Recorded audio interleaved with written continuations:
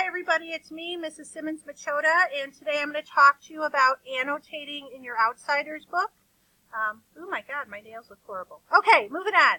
I have my highlighters, my red pen, my book, my annotation bookmark, and my pen. Remember, since you are new to annotating, I highly encourage you to use a pencil, so in case you make a mistake, you can fix that. So I open up my cover, and right away I have listed where the characters are introduced and what page I can find direct characterization. I have my bookmark that's two-sided.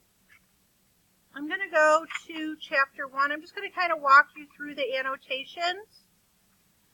So right away, after I got done reading the chapter, I titled my chapter Meet the Greasers because we meet everybody there. We had questions 1 through 7. And then I found out that Ponyboy is the narrator. He's unreliable because it's told in first-person point of view, and he's the only person telling us the story. So as I go through, I'm using brackets, I'm underlining things, and I'm writing these margin notes.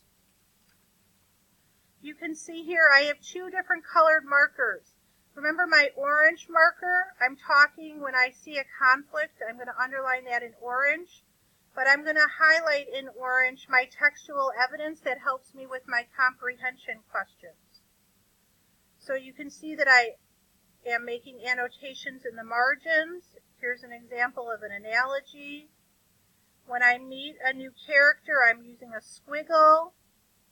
I had a memory moment, which is highlighted in green.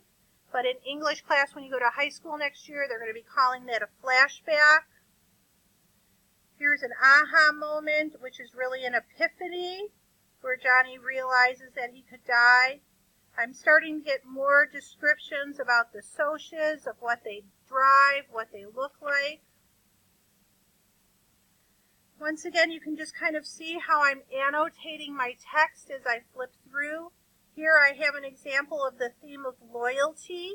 I'm going to be listing my themes at the back of my book and what page they're on. Here's a nice picture of S.E. Hinton with her horse. I have all of my symbolism. I have that contrast that Ponyboy was not injured like Johnny was. Here's my squiggle for Two-Bit, my squiggle for Steve, the example of why Pony was a greaser. So I just wanted to give you a quick video and flip through chapter 1 so you can see why I highlighted what I did. Here's some new vocabulary. Remember, I circled vocabulary words in red just so things kind of pull into place. Remember, our expectation is that you're going to be making annotations on your own, and we're going to be checking those in. Here at the end of the chapter is my takeaway. Don't walk alone. There's always safety in numbers. And I'm always working with this bookmark if I get stuck on something. As usual, you can watch this video as many times as you need.